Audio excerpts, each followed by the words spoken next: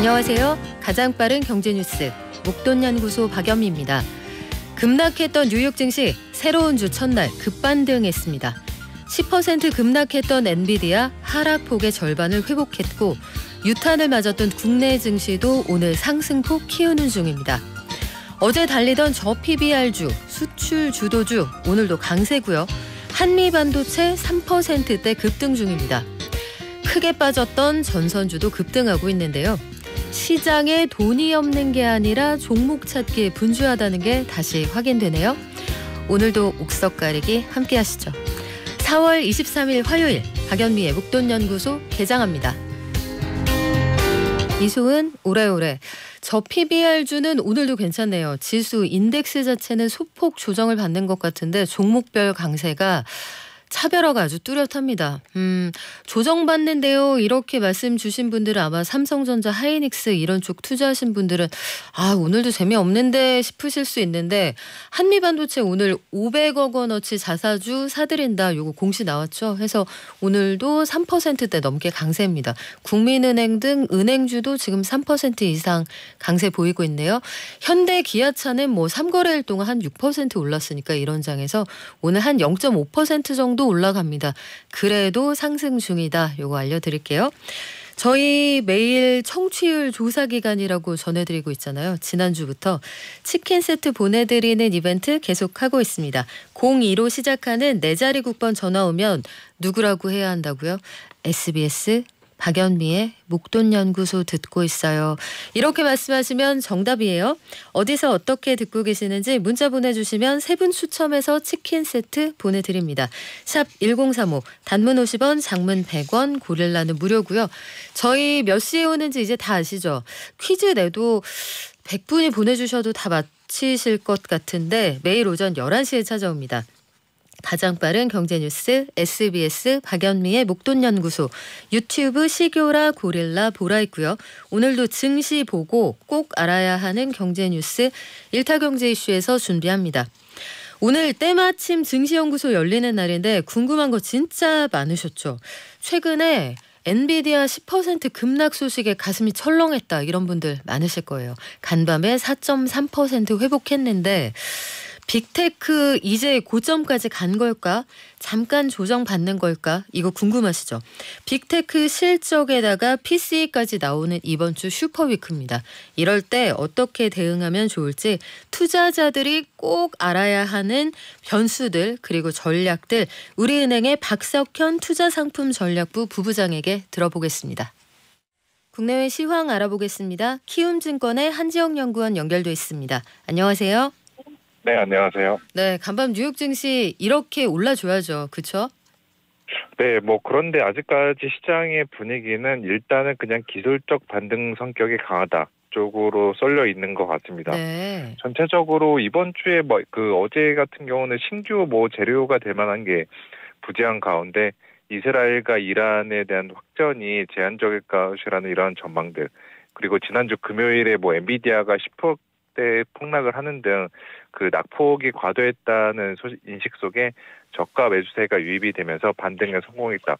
이렇게 보시면 될 것 같습니다. 네, 그런데 이 와중에 대만의 화롄, 지난번에 지진이 났던 그 화롄 인근 해역에서 또다시 지진이 났다. 이런 소식이 있어요. 반도체주 주가에 영향을 줄까요? 오늘 일단 주권적으로 반도체주 삼성전자나 SK 하이닉스 주가를 보면은 소폭 약세를 보이고 있습니다. 이거는 그 대만 쪽에서의 지진이 반도체 밸류체인에게 쇠를 된다라는 좀 인식들이 부족한 것 같아요.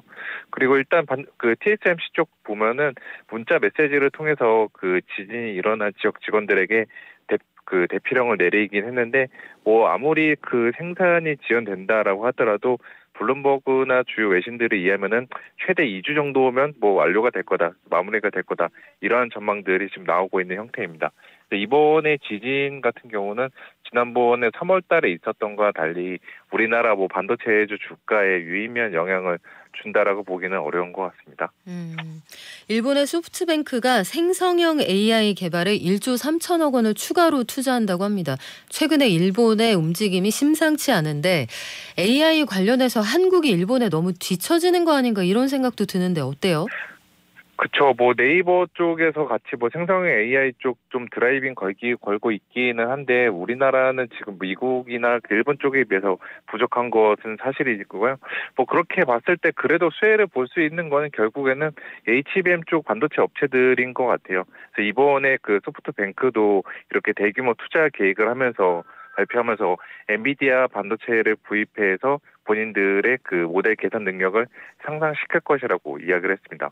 그리고 전력기기 쪽도 저는 괜찮다라고 보고 있는데 이번에 이렇게 투자한과 동시에 그 데이터 센터 정비도 추진한다라고 밝혔고 그 최근 알려진 바에 의하면은 약 5,800억 원을 투자해서 홋카이도의 최대급 AI 데이터 센터를 건설하기로 결정했다라고 밝혔습니다.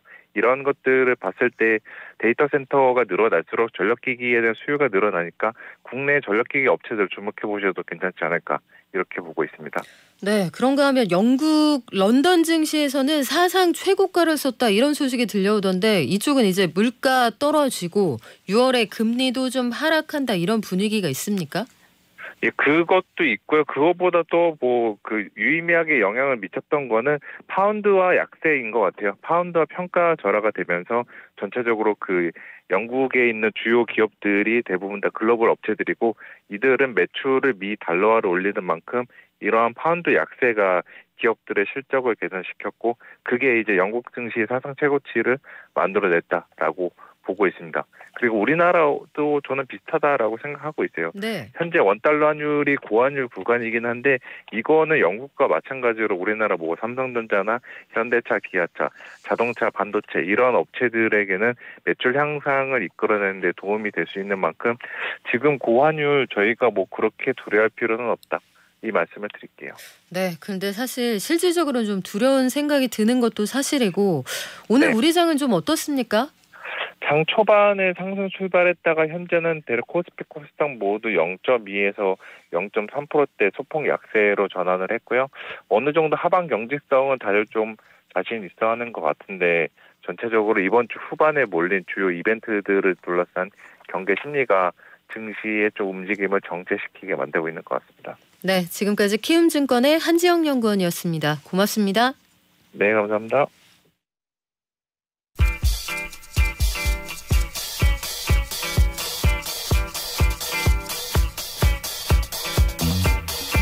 이 정도는 알아야 투자할 수 있습니다. 일타경제 이슈 국민일보 이광수 기자 오셨습니다. 안녕하세요. 안녕하세요. 간밤에 뉴욕 3대 지수가 모두 반등으로 돌아섰습니다. 특히 엔비디아, 빅테크 이제 끝난 거 아니야? 이 불안감을 조성했던 엔비디아 주가가 10% 폭락했다가 4.3% 급반등을 했어요. 요 소식부터 좀 전할까요? 네, 엔비디아가 이제 간밤 뉴욕 증시에서 전 거래일보다 4.35% 오른 795.18달러의 거래를 마쳤습니다. 19일에는 10%나 하락하면서 굉장히 투자자들에게 좀 패닉을 유발하는 그런 하락폭을 보여줬었는데 일부 만회하면서 다시 이제 주당 800달러 가까이 지금 올라섰다라고 분석할 수 있겠습니다. 시가총액도 1조 9,870억 달러로 이제 다시 회복을 하면서 2조 달러를 좀 탈환할 수 있다. 좀 이런 얘기도 나오고 있습니다. 왜 반등을 했냐? 뭐 여러 가지 이유가 있지만 뭐 낙폭이 워낙 과대했기 때문에 좀 이런 수급이 들어온 거 아니냐 이런 얘기도 나오고 있고요. 이게 엔비디아가 그래서 이제 반등을 하긴 했지만 지난달 25일에는 주당 950달러까지 올랐었거든요. 그거랑 비교를 하면은 여전히 한 16% 정도 낮은 수준이기 때문에. 네. 엔비디아 좀 장기로 투자하시는 분들 많은데 아직까지는 좀 아쉽다 이런 말씀들이 많고요. 엔비디아가 사실 이렇게 많이 하락했던 이유는 이제 뭐 금리 인하 기조가 좀 지연되는 전망 그리고 중동 긴장이 좀 악재로 작용했었는데 이 중동 긴장이 조금 완화되는 부분들이 있어서 이런 부분들이 또 가격에 반영되지 않았나 좀 이런 얘기가 나오고 있고요. 그 엔비디아가 이제 10% 하락할 때 이 필라델피아 반도체 지수도 한 4%대로 하락을 했었거든요. 그런데 이제 4% 다시 반등을 하면서 이 필라델피아 반도체 지수도 1.74% 올랐고요. AMD 그리고 브로드컴, 퀄컴, TSMC도 모두 다 1%대로 이제 상승을 좀 마감을 했습니다. 또 투자자분들이 좀 관심이 많은 게 또 테슬라잖아요. 네. 이 테슬라 같은 경우에는 이제 그 중국이랑 미국, 유럽에서 이제 자동차 가격 인하에 나섰는데 이 3.4% 오히려 하락을 했습니다. 그리고 이 엔비디아 칩을 탑재를 하면서 좀 AI 열풍으로 좀 더 상승폭을 키워왔던 슈퍼마이크로 마이크로 컴퓨터 같은 경우에는 0.47% 반등하는데 그쳤었거든요. 이게 하락할 때는 이게 엔비디아가 10% 빠졌을 때는 20% 넘게 빠졌었는데 아무래도 약간 주변부 기업이다 보니까 이게 반등할 때 좀 힘을 못 내주고 있다. 네. 좀 이렇게 파악이 될 수 있습니다. 슈마컴은 올라갈 때는 30-40%씩도 하루에 올라갔었으니까 이 회사는 실적 베이스가 확인되지 않는다. 이 불안감이 작용하는 것 같고 질문들 주시네요. 김호령님 현차 25만 원 가려나요? 지금 주가 24만 7,500원이고 약간 그 상승폭 반납했다가 1%대 올라오는데 분위기는 나쁘지 않은 것 같죠? 이거 잠시 후에 증시연구소에서 저희가 좀 볼게요. 이번 주에 여러 기술주들 실적이 다 나오잖아요. 요 전망은 어때요? 네, 아무래도 기술주들이 엔비디아와 지금 거의 운명 공동체잖아요. 이제 밸류체인을 같이 형성하고 있고 업황을 공유하고 있기 때문에 이 실적 그들을 좀 주목을 하고 계시는데요. 23일에는 테슬라, 그리고 24일에는 메타, 그리고 25일에 알파벳, 인텔, 마이크로소프트들이 실적을 발표를 합니다.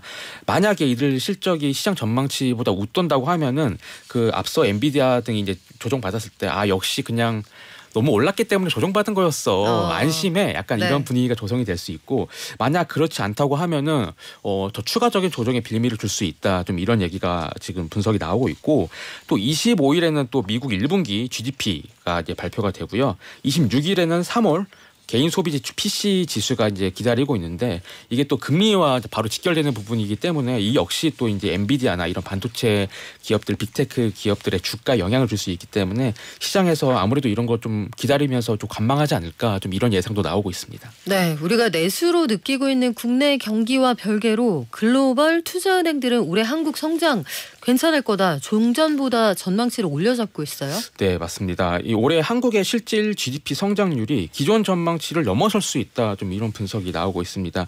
그 이유가 반도체 그리고 자동차 등을 중심으로 이제 수출이 호조를 보이면서 전체적인 경제 성장률을 끌어올릴 것이다. 이런 분석이 나오는데 국제금융센터가 이제 만든 자료를 보면요. 이 글로벌 투자은행인 UBS가 최근에 한국의 경제 성장률 전망치를 2.0에서 2.3%로 상향 조정했습니다. CT 같은 경우에도 2에서 2.2 그리고 HSBC도 1.9에서 2%로 각각 전망치를 상향했습니다. 특히 UBS 같은 경우에는 이제 우리나라가 한국이 이 메모리 반도체 분야에서는 선도적이지 않냐 좀 이런 것을 근거로 들면서 향후 수출 그리고 생산에 대해서 굉장히 긍정적인 시각을 유지한다 이렇게 얘기를 했습니다. 그리고 또 미국 경제가 굉장히 좋잖아요. 그래서 이 미국 경기가 좋으면은 이 한국의 대외 불확실성도 많이 해소가 되고 또 이런 것들이 수출 그리고 생산 회복에 영향을 주기 때문에 이런 것들이 좀 긍정적인 영향을 줄 것이다. 좀 이렇게 얘기를 하고 있고요. CT 같은 경우에도 그 AI 빅테크 기업들이 AI 투자를 많이 하잖아요. 네. 그래서 이 반도체 수요 증가가 한국의 설비 투자 확대에 긍정적으로 기여할 것이다. 좀 이렇게 얘기를 했습니다. 이 바클레이즈의 보고서를 보면은 이 반도체뿐만 아니라 이 PC나 스마트폰 같은 이런 소비재 품목 같은 경우에도 하반기에 좀 이제 좀 회복할 수 있다. 이런 얘기가 나오면서 이런 부분들도 우리나라 사실 강세잖아요. 그래서 이런 부분들 때문에 이제 글로벌 IB들이 좋은 전망을 내놓고 있고 앞서 한국은행도 이런 비슷한 전망치를 내놓은 적이 있는데 이런 것과 좀 일맥상통하고 있다라고 분석할 수 있겠습니다. 네, 결국 관건은 이제 수출을 통해서 벌어오는 달러나 아니면 수출 경기가 좋았다. 이걸 내수랑 어떻게 연결할 거냐 이 부분일 텐데 요 해법을 찾는 건 정부와 정치권의 몫이겠죠. 자, 국제 유가가 올라갈 가능성이 있다 없다 요거 가지고 요즘에 논란이 크잖아요. 미국 하원이 이란산 원유를 취급하는 국가도 제재하겠다 이런 법안을 통과시켰어요. 네, 맞습니다. 사실 이 법안은 있었습니다. 그런데 중국만을 대상으로 포함했던 내용인데 이 3자 제재를 모든 외국 거래 관계자로 확대해야 하는 그 법안이 지난 19일 통과가 됐습니다. 개정을 한 거군요. 네, 맞습니다. 그래서 이 법안은 이 우크라이나, 이스라엘, 대만을 지원하는 총 131조 원 규모의 안보 패키지 예산안과 함께 하원을 통과를 했습니다. 이들 법안은 수일 안에 상원을 통과할 것이 유력하다. 좀 이런 얘기가 나오는데요. 이 이란산 원유에 대해서 이 3자 제재가 확대된다고 하면은 이 유가 상승을 좀 부추길 우려가 좀 나오고 있다. 좀 이렇게 파악이 되는데요. 미국 현재 있는 컨설팅사들의 분석을 보면은 미국이 만약에 해당 제재를 실시할 경우에는 그 이란의 석유 수출에 좀 영향을 줄 수 있기 때문에 그 원유 가격이 국제 유가 가격이 배럴당 한 $8 정도 더 올라가는 그런 효과를 낼 수 있다라고 이제 전망을 했는데요. 또 일각에서는 이게 지금 대선이 있잖아요. 네. 그래서 이 조 바이든 대통령이 지금 대선을 치르고 있는 입장에서 유가 상승을 감수하면서까지 이란을 제재할 것이냐 좀 이런 얘기도 나오고 있습니다. 어떻게 될지 모른다. 그런데 일단 대선이라는 일정 앞두고 있으니까 선명성 경쟁을 하겠죠. 네. 미국에게 가장 좋은 방식, 동맹국을 편들어주는 방식. 그래요. 요거 결론이 어떻게 날지는 아직 모르겠습니다. 과거에 이란산 원유 관련해서 동결 조치하고 대북 제재 조정관 아인혼이 한국에 와서 한국이 납득할 만한 상당량의 이란산 원유 수입을 금지해 줬으면 좋겠다. 이거 직접 얘기하고 갔거든요. 그래서 기자들이 엄청 물어보고 그랬습니다. 시그니피컨트하게 줄여달라고 했는데 그 상당량은 대체 얼만큼이냐. 알아서 잘 딱 깔끔하게 센스 있게 줄이라고 했는데 그때 우리 고생 좀 했습니다. 자, 그리고 국내 엔터주에 가장 관심이 있을 만한 고 주식 하이브, BTS 소속사로 유명하잖아요. 걸그룹 뉴진스로 히트를 친 그 회사이기도 한데 뉴진스가 소속돼 있는 자회사, 이들은 레이블이라고 합니다. 어도어의 민희진 씨와 갈등이 있다. 주가가 엄청 빠졌더라고요. 무슨 일이 있습니까?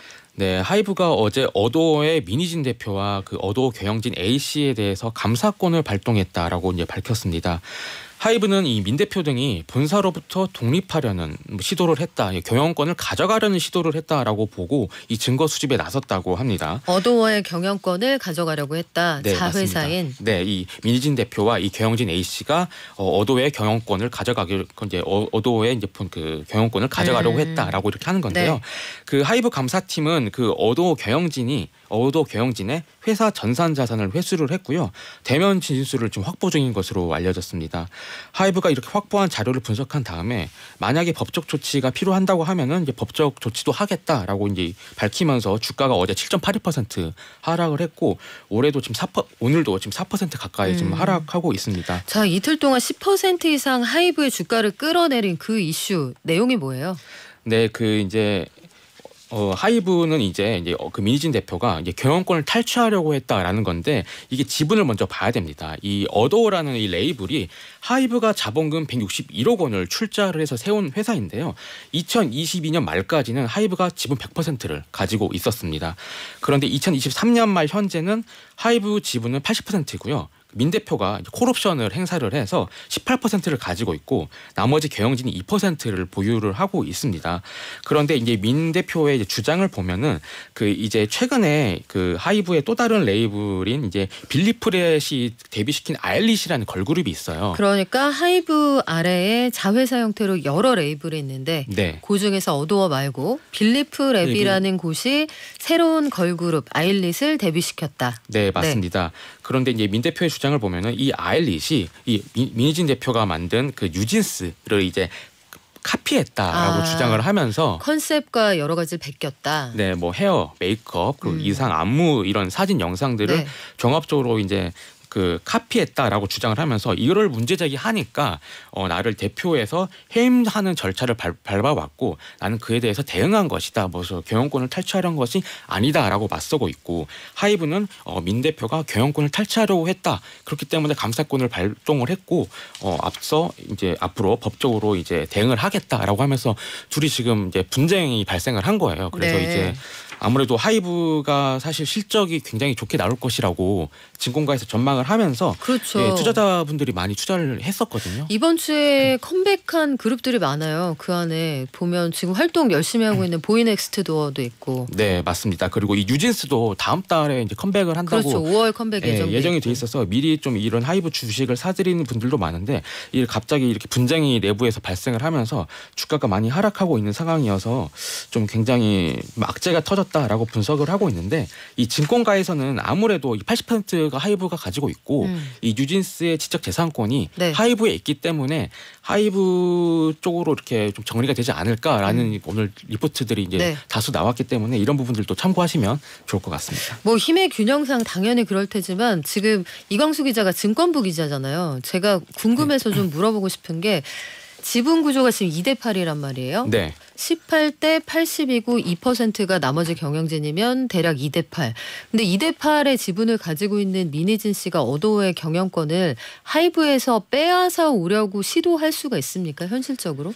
이게 이론적으로는 아마 이사회를 지금 민 대표가 장악을 했다고 해요. 그래서 아마 이사회 멤버가 민 대표에게 우호적인 사람으로 어도어의 이사회가 네, 어도의 이사회가 이 민 대표의 우호적인 사람으로 채워져 있는데 이들의 이제 비상장사기 때문에 이들의 결정만으로도 이제 유상증자를 할 수가 있습니다. 그래서 주식을 더 발행할 수 있는데 그러면은 그때 이 주식 누가 살래? 근데 그 민희진 대표에게 편을 드는 그 투자자가 들어와서 내가 살게 하면은 이 80%를 누릴 수도 있는 이론적으로는 되는데요. 이론적으로. 네, 그러니까 외부에서 사모펀드 등이 우리가 자금을 태울게 해서 여기다 투자를 한다고 하면 네. 거기에다가 그 예컨대 뭐 방식을 굳이 꼽자면 삼자배정 유상증자 이런 것들이 가능하다 이런 얘기예요? 네, 맞습니다. 그래서 뭐 1조만 뭐 그냥 쉽게 말하자면 뭐 1조 원, 2조 원 이렇게 돈 넣어버리면은 이 하이브의 80% 지분이 희석이 되는 거니까 이런 부분들을 좀 이길 수 있지 않겠냐라고 이제 예상은 되는데요. 이 부분도 사실 최대 주주가 하이브이기 때문에 법적으로 하이브가 못하게 하면 못할 것 같은데. 네, 법적으로 소송에 나서면은 또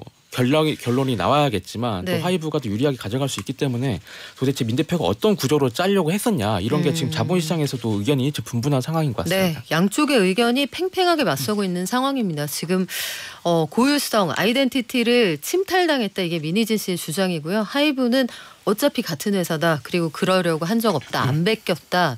각자 본인의 컨셉대로 한 거다라는 건데 뭐 팬과 시장이 판단할 문제 같습니다. 자, 그리고 국내 시장에 공격적으로 진출하고 있는 알리익스프레스.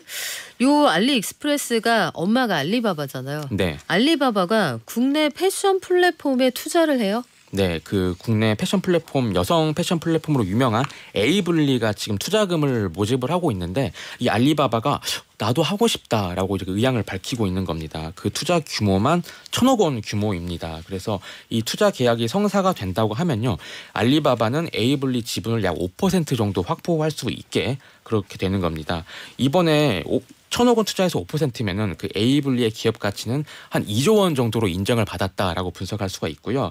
이 에이블리는 창업한 지 얼마 되지 않았습니다. 이 왓챠 공동 창업자인 강석훈 대표가 2018년에 설립한 회사거든요. 그래서 창업 6년 만에 2조 원의 기업 가치를 인정받게 되는 굉장히 에이블리 입장에서는 굉장히 의미 있는 일이다라고 분석할 수가 있는데 이렇게 지금 에이블리가 그 알리바바 외에도 캐나다나 글로벌 투자 기업에게 굉장히 자금을 받으려고 하고 있어요. 그 이유는 국내에도 1,000억 원 정도 있는 분들이 많을 텐데 그 이유가 이제 해외 진출을 하기 위해서입니다. 그래서 해외 자본을 끌어들여서 이 에이블리 플랫폼을 아무래도 글로벌로 진출을 시켜서 회사 규모를 더 늘리려는 그런 전략으로 이제 해석이 되고 있습니다. 네, 그리고 국내 의약품 유통기업 1등 회사가 있습니다. 소비자들에게는 조금 낯선 회사일 수 있는데 지오영이라는 회사가 있거든요. MBK 파트너스라는 유명한 사모펀드가 인수하기로 했다. 이런 소식도 있네요. 네, 맞습니다. 이 MBK 파트너스가 지오영을 인수하기로 했는데 이 100% 기준으로 봤을 때 지분은 100%로 봤을 때 한 2조 원 정도의 기업 가치를 책정했다고 합니다. 그 전에도 지오영의 이제 최대 주주는 블랙스톤이라는 사모펀드였는데요. 이 블랙스톤이라는 사모펀드가 지오영을 1조 원대에 샀기 때문에 2배 가까이 지금 한 5년 만에 2배 가까이 지금 차익을 남기는 장사 잘했네요. 빅딜이라고 볼 수가 있고요. 뭐 이게 지오영이라는 게 사실 상장사도 아니고 의약품 도매 업체인데요. 이런 것들을 이제 기존에는 이제 그 각 지역별로 도매 업체들이 되게 난립해 있었는데 이거를 다 M&A를 통해서 크게 사업을 키운 것으로 유명하고요. M&A 시장에서 조단위 빅딜이 이제 결정이 되면은 올해 이어서 꾸준히 빅딜이 나올 수 있다. 이런 자본시장 쪽에서는 기대가 있다고 볼 수 있습니다. 그래요. 오늘 말씀은 여기까지 들을까요? 지금까지 국민일보의 이광수 기자였습니다. 고맙습니다. 감사합니다.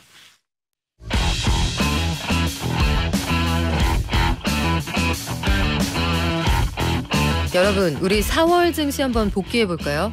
3월 CPI 쇼크에서 시작됐던 시장의 금리 인하 불확실성이 미국의 소매 판매 증가 또 고용 호조로 증폭되다가 중동의 전쟁 가능성에 한 방 크게 맞았습니다. 4월 시장 한마디로 이렇게 정리가 될 텐데 그래서 뭘 어쩌라는 것이냐. 나만 알고 싶은 투자 전략 저희가 요점 정리해서 알려드릴게요.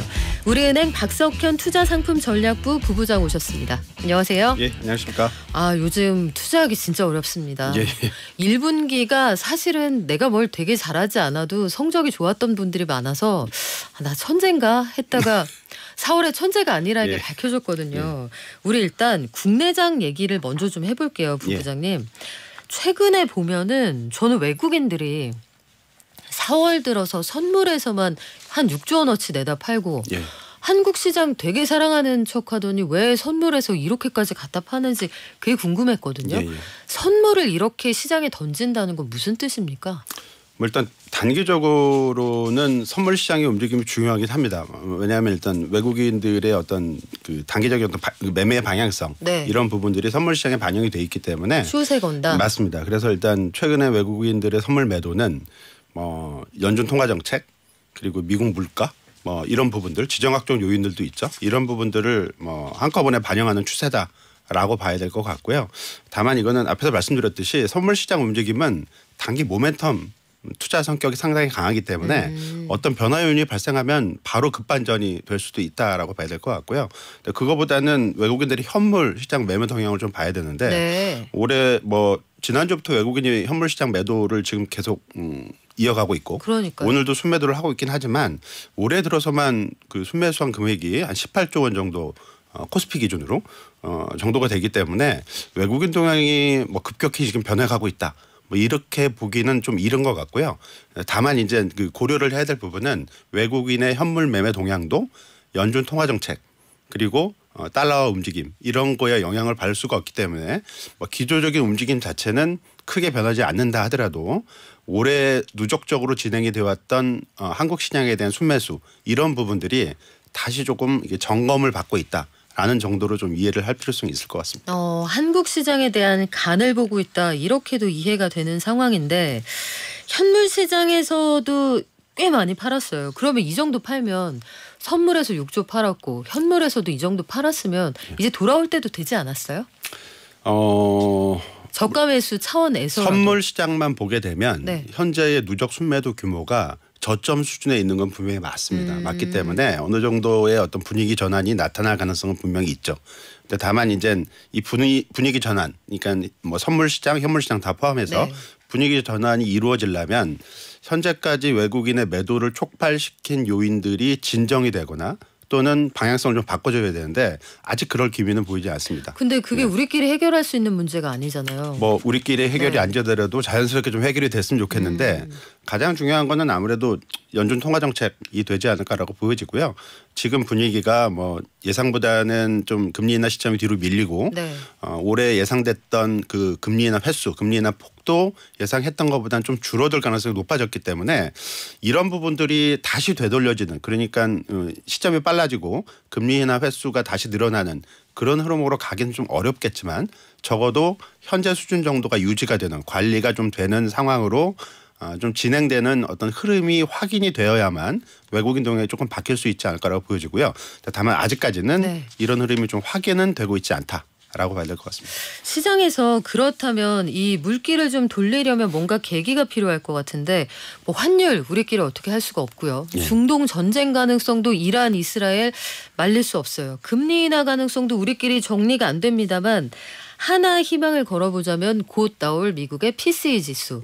이게 시장이 전망하는 수준 혹은 그거보다 눈꽃만큼이라도 좀 낮게 나오면 우리가 좀 비빌 언덕을 찾을 수 있지 않겠습니까? 시장의 전망은 어떻습니까? 일단 이번 주죠. 26일 날 발표가 되고요. PCE 물가라는 거는 CPI하고 좀 다르죠. CPI가 이제 소비자 물가 지수인데 PCE 물가라는 것은 미국에서만 쓰고 있는 그 물가 지표고요. 개인 소비 지출을 물가 지수로 이제 변환시켜서 이제 보는 이제 지표인데 미국 연준이 이 지표를 물가를 바라보는 기준 지표로 삼고 있기 때문에 이 지표를 좀 주목을 하는 거고요.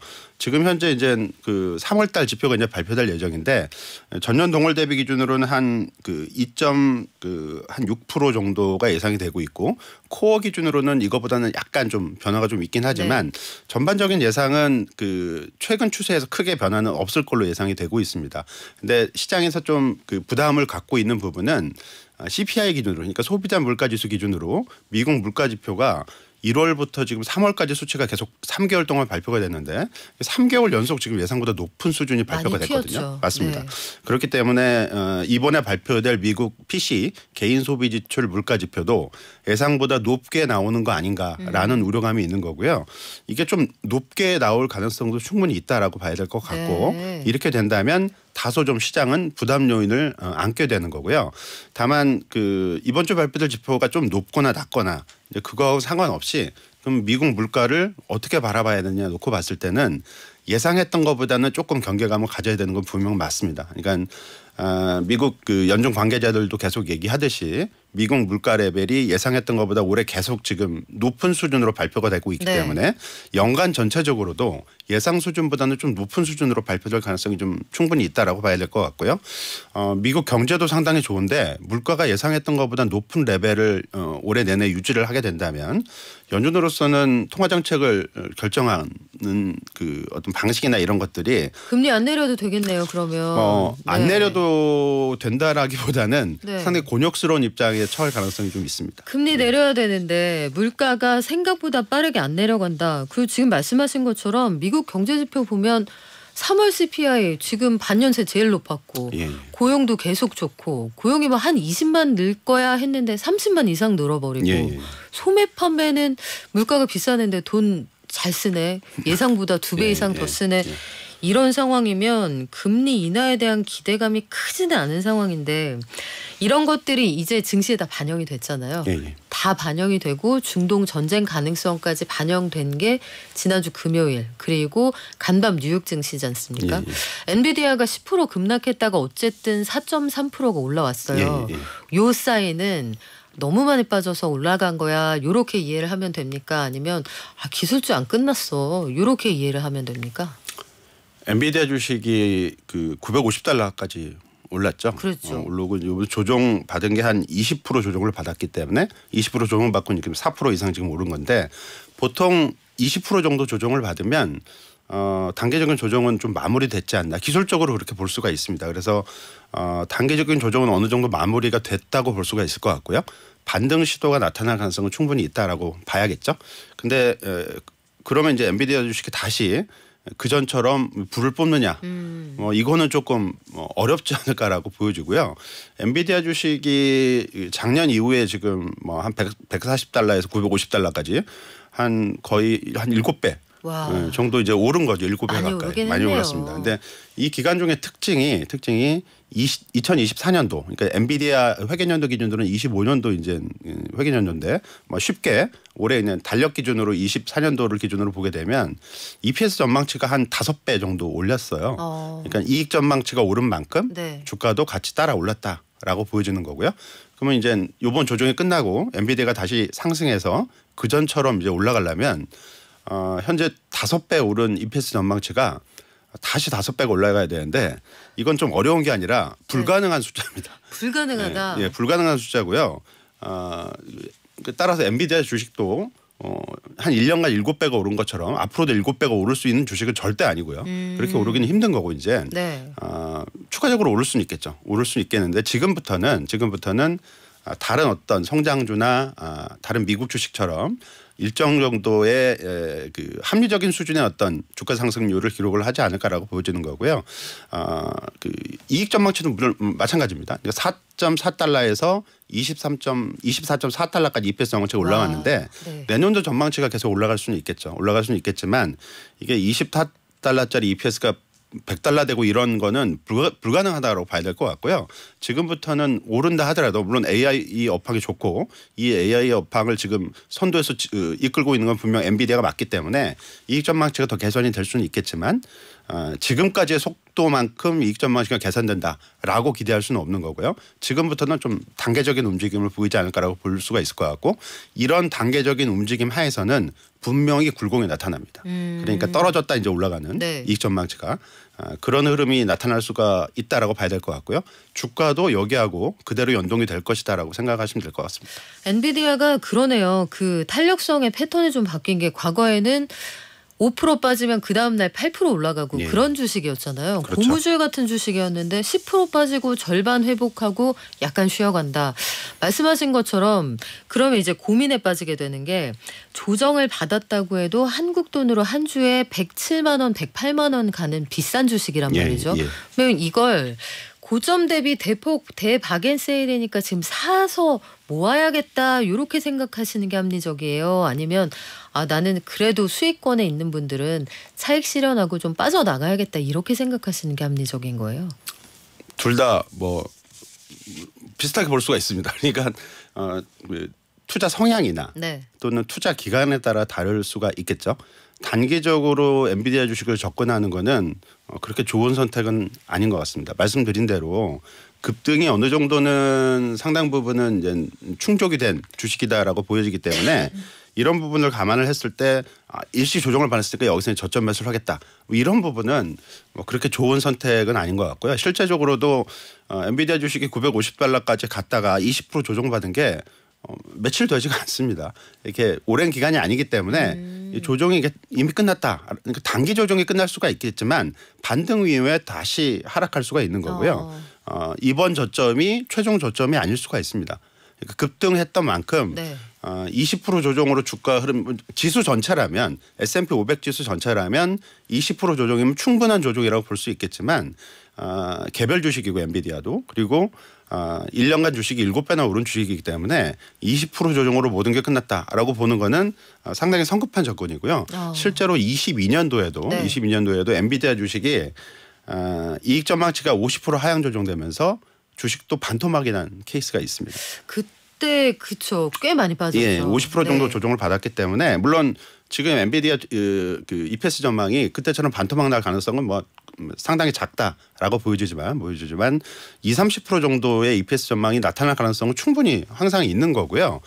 그렇게 됐을 때는 7배 오른 주식이 얼마까지 조정을 받을까 이런 부분들을 고민을 해봐야 되고 20% 조정으로 조정이 끝났다라고 보는 거는 지나치게 성급하다라고 봐야 될 것 같습니다. 그러면 흐름을 좀 더 보자. 근데 과거에 엔비디아는 실적 발표하고 나면은 주가가 급반등하고 그랬잖아요. 예. 그래서 지금 5월에 실적 발표 앞두고 있으니까 예. 아마 마음들이 좀 복잡하신 것 같은데 그러면 수익권에 있는 분들은 차익 실현을 좀 해봐도 괜찮습니까? 일단 엔비디아 실적 발표는 5월 22일이고요. 네. 이게 엔비디아가 1월 결산 법인이기 때문에 이번 회계년도 1분기 실적이 이제 2월부터 4월까지 실적이 5월 22일에 이제 발표가 되는 거고 예상치는 상당히 좋습니다. 근데 전분기 대비 24% 네. 늘어났을 것으로 EPS가 전년 동기 대비로는 9배나 늘어났을 걸로 이제 예상이 되는 수준이고. 네. 근데 이렇게 많이 늘어난 거는 그래서 와 해서 주식을 사자 이런 얘기가 아니고요. 이만큼 늘어난 만큼 주식도 올랐습니다. 이미 다 반영이 됐다라고 봐야 될 것 선반영이 같고 다 돼 있다. 가장 중요한 거는 예상만큼 이익이 이번에 발표가 될 수 있을지 이게 이제 첫 번째 포인트고요. 보다 중요한 부분은 엔비디아 주식이 이만큼 이렇게 많이 오르고 그리고 시장에서 상당히 그 높은 평가를 받고 있는 이유는 이익률이 상당히 좋아졌는데요. 그러니까 매출 총 이익률이라고 해서 총 매출에 대해서 판관비를 제외한 일반 비용을 제외한 네. 이익 규모가 얼만큼 되냐 이게 이제 포인트인데 엔비디아가 직전 분기에 기록했던 숫자가 70% 되었고요. 저희 깜짝 놀랐잖아요. 이게 가능한 숫자인가 해서. 그러니까 어마어마한 수치고요. 올해 연간 예상되는 수치도 77% 정도 예상이 되고 있습니다. 이게 미국 그러니까 빅테크 업체들 그러니까 구글이나 AMD 그리고 알파벳 이런 주식들이 한 40%대 50%대를 기록을 하고 있고요. 근데 그것도 엄청난 그것도 거잖아요. 높은 숫자죠. 네. 삼성전자도 올해 실적이 많이 좋아지지 않습니까? 올해 좋아지는 실적 기준으로 예상치가 한 36% 정도가 되는 거기 때문에 엔비디아가 매출 총이익률이 77%를 기록한다는 얘기는 어마어마한 이익률을 수익성을 달성을 하고 있다는 얘기고요. 중요한 거는 엔비디아가 실적 발표 때 이 예상치를 얘기를 해줍니다. 다음 분기나 아니면 이번 회계년도에 우리 회사가 매출 총이익률이 어느 정도 될 것 같다. 이 부분이 상당히 중요하고요. 이 부분이 지난번에 밝혔던 숫자 한 76% 정도를 네. 예상을 했는데 이 숫자만큼을 유지할 수 있을 것인지 이게 이제 포인트가 될 것 같고 만일 그 정도 숫자를 유지할 것으로 엔비디아가 제시를 해주면 주가 모멘텀이 여전히 살아있다라고 봐야 될 것 같고요. 앞에서 말씀드린 대로 엔비디아 주식이 추가적으로 뭐 몇 배씩 오른 주식은 아니겠지만 네. 탄력적으로 앞으로도 주도주 역할을 76% 매출 총률 기준으로는 할 수 있다라는 얘기고요. 그렇지 않고 엔비디아가 이걸 좀 하향 조정한다거나 네. 앞으로 이 정도 레벨은 조금 어려울 것 같다. 좀 낮아질 것 같다. 가이던스를 하향 조정했다가는 그렇죠. 이렇게 얘기를 네. 하게 되면 7배 오린 주식의 후유증이 본격적으로 나타나기 시작하는 거기 때문에 거기에 대한 어떤 관심을 좀 높일 필요성은 있을 것 같습니다. 저는 그 시나리오가 부디 현실이 되지 않길 바라는데 반도체 얘기 나온 김에 국내 반도체 얘기 좀 해볼게요. 부부장님. 예. 국내에서도 보면은 삼성전자 10만 전자 가고 하이닉스 20만 닉스 가자 하더니 와르르 미끄러졌단 말이에요. 예. 미끄러졌는데 좀 과한 것 같아요. 사실 금리 문제가 어제 오늘 일도 아니고 우리나라에서 전쟁이 난 것도 아닌데 장사 잘 된다고 하잖아요. 근데 왜 이렇게까지 빠져서 못 올라갑니까? 삼성전자 하이닉스는? 뭐 장사가 잘 됐다라기보다는 앞으로 장사가 잘 될 건가 이게 이제 뭐 중요한 포인트가 될 건데 네. 일단 삼성전자는 좋은 실적을 뭐 잠정 실적이긴 하지만 발표를 해줬고요. 향후 전망에도 이제 긍정적인 제시를 해줬는데 좀 미끄러진 이유는 해외 쪽 업체들, 그러니까 ASML이라고 이게 네덜란드의 반도체 장비 업체죠. 장비 업체인데 이 회사가 이제 그 EUV 인도가 네, 극저에서 노광 장비 인도가. 예, 맞습니다. 이게 약간 줄어들 것 같다라고 얘기한 부분 그리고 TSMC라는 대만 반도체 회사 파운더리 회사인데 네. 올해 전체적인 이익 성장률은 매출 성장률은 좋은데 이 파운더리 부분에 있어서의 매출 성장률이 예상했던 것보다는 조금 떨어질 것 같다. 많이는 아니지만 조금 떨어질 것 같다 얘기를 하니까 그러면 삼성전자의 SK 하이닉스의 실적도 지금까지는 좋았는데 앞으로의 예상치가 현재 예상치만큼 그렇게 좋지 않은 거 아니냐라는 우려감이 좀 작동을 하고 있다라고 봐야 될 것 같고요. 따라서 이번 주에 이제 그 미국 빅테크 주식들의 실적 발표도 그렇죠. 예정이 돼 있고 네. 앞에서 말씀드린 대로 엔비디아 실적도 5월에 이제 발표될 예정이기 때문에 정말 ASML이나 아니면은 TSMC처럼 다른 대형 기술주들도 향후 전망이 다소는 좀 톤다운되는 흐름으로 갈 것인가 여기에 이제 포인트를 맞춰야 될 것 같고요. 그리고 삼성전자하고 하이닉스 주식만 놓고 보자면 SK 하이닉스 같은 경우는 이익 전망치가 상당히 좋고요. 네. 앞으로도 좋을 것 같습니다. 근데 이제 관건은 밸류에이션이 많이 올라왔다라는 얘기고요. 이게 밸류에이션이 올라왔다는 얘기는 이익 성장 전망에 대한 투자자들의 기대치가 이미 상당 부분 주가에 반영이 됐다라고 봐야 될 것 같고 실제로 SK 하이닉스의 그 PBR 향후 12개월 기준 PBR은 20년간 2배를 넘은 적은 그렇게 많지가 않아요. 근데 요번에 네. 1.97배까지 올랐던 케이스가 있기 때문에 소소한데 아직. 많이 올랐습니다. 네. 많이 올랐고 네. 삼성전자는 좀 남아 있어요. 삼성전자는 1.5배 정도까지 올랐다가 좀 조정을 받고 있는데 삼성전자도 추세적으로 1.6배, 1.7배를 넘었던 케이스는 많지는 않기 때문에 네. 이 PBR 밸류에이션 기준으로 그러니까 주가 순자산 배율 기준으로는 여력이 한 10% 남짓 1.5배 기준으로 네. 남아 있는 것으로 봐야 될 것 같고요. 뭐 지금 레벨이 좀 주가가 좀 조정을 받아서 좀 내려왔죠. 그래서 이제 레벨 자체는 15% 20%의 여지가 남아 있긴 합니다. 물론 주가 기준으로는 이익 전망치가 또 추가적으로 올라가 주면 그만큼 여력이 생기는 거니까 더 남아 있을 수가 있는데 어쨌든 밸류에이션은 많이 올라왔다라고 봐야 될 것 같고요. 이걸 고려했을 때 주가가 추가적으로 올라갈 수 있는 여지도 그렇게 많지는 않습니다. 지금 많이 밀렸는데 지금 궁금해하시는 분들 많거든요. 이거 어떻게 물을 타요? 아니면 저가 매수를 해요? 뭐 여러 가지 질문들 올라옵니다만 이럴 때 대응은 어떻게 하면 좋습니까? 고민을 해야 될 부분은 18만 5천 원, 18만 원대 하이닉스 기준으로 주가는 20만 원까지 간다고 가정을 했을 때 네. 그렇게 많지가 않아요. 여력이 10%가 채 안 되는 수준이죠. 네. 근데 지금 레벨에서는 뭐 한 20% 가까이 레벨이 있습니다. 그렇기 때문에 충분히 저가 매수해볼 여지가 분명히 있는 거죠. 근데 이 20만 원이라는 숫자에 좀 주의를 해야 되는 게 본인이 이제 주식을 매수를 했을 때 네. 정말 20만 원에 팔 수 있을지 이 고민을 해봐야 됩니다. 되게 어려운 문제거든요. 사는 건 내 마음인데 들어올 땐 맘대로 들어와도 나갈 땐 맘대로 나갈 수 없다. 그렇습니다. 그래서 일단 목표 수익률이나 이런 것들을 지금 주식 기준으로 내가 20만 원 팔아야겠지라는 생각보다는 한 그 언저리 정도 가면 차익 실현을 하겠다라는 생각을 가지고 일단 기대치를 좀 낮추고 접근을 하면 접근이 조금 더 용이할 수는 있습니다. 다만 이것도 진입 시점, 그러니까 매수 시점을 잘 선택을 해야 되니까 이거를 잘 선택하기 위해서는 역시 뭐 FOMC도 봐야 되고요. 그리고 미국 빅테크 기업들의 실적 결과도 좀 봐야 되기 때문에 공부 많이 해야 돼요. 너무 성급하게 접근하기보다는 조금 뭐 찬찬히 접근을 하시는 게 좀 좋지 않을까 보여집니다.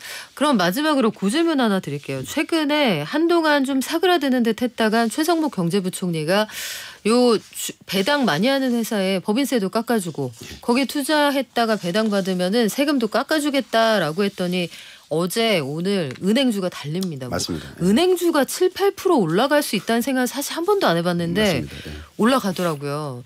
이거 요 흐름 유지될 수 있습니까? 저도 어저께 보고 깜짝 놀랐는데요. 정말 많이 올랐고 뭐 분명히 이 부분은 호재 요인인 것만 분명 맞고 정부의 정책 방향도 기본적으로 잘 잡았다라고 보여지고요. 또 좋은 점은 뭐 이런 정책을 우리만 하고 있는 게 아니라 일본 그리고 최근에 중국까지 하고 있기 때문에 글로벌리 이런 어떤 흐름을 타는 부분도 분명히 있거든요. 그래서 상당히 이제 긍정적인 부분이고 앞으로도 주가에 분명히 플러스 요인으로 이제 작동을 할 걸로 예상을 하고 있습니다. 근데 그 관심을 좀 가져야 될 부분은 이게 분리과세 문제, 배당에 대한 분리과세 문제, 그다음에 뭐 그 주주환원 정책에 대한 기업들의 인센티브 문제 이게 다 돈이거든요. 그리고 입법 사항이죠. 세금 문제이기 때문에 만만치 않습니다. 만만치 않고 또 최근에 정부가 밝힌 대로 세금 문제를 세수 문제를 원점에서 다 재검토하겠다. 그러니까 이건 세수 문제가 그렇게 녹록치 않은 상황이기 때문에 이 분리과세 이런 문제들이 세금하고 연동돼 있어서 진행 과정이 그렇게 매끄럽지는 않고 좀 울퉁불퉁할 것이다라는 점을 감안을 해야 될 것 같습니다. 완전히 죽진 않았는데 쉽진 않을 거다. 여기까지 들으니까 투자를 어떻게 해야 될까요? 좀 고민되네요. 지금까지 우리은행 박석현 투자상품전략부 부부장과 함께했습니다. 고맙습니다. 네, 감사합니다. 3341님 목돈연구소 좋아하는 방송인데 동생 권유로 주식했다 손실이 커서 최근에 좀 뜸했어요. 이럴수록 공부 더 해야겠죠. 압력 매일 오세요. 박옥한님 공방에서 라탄 공예하면서 친구들과 듣고 있어요. 치킨 나눠 먹으면 진짜 좋겠다. 드셔야겠죠. 그럼 강종욱님 아버지가 개인 택시 하시는데 지금 아버지 탓하고 지방 가면서 듣습니다 해주셨어요. 세 분 치킨 보내드릴게요. 그리고 내일도 저희들만 아는 꿀팁 다 방출하겠습니다. 오전 11시에 올게요. 고맙습니다.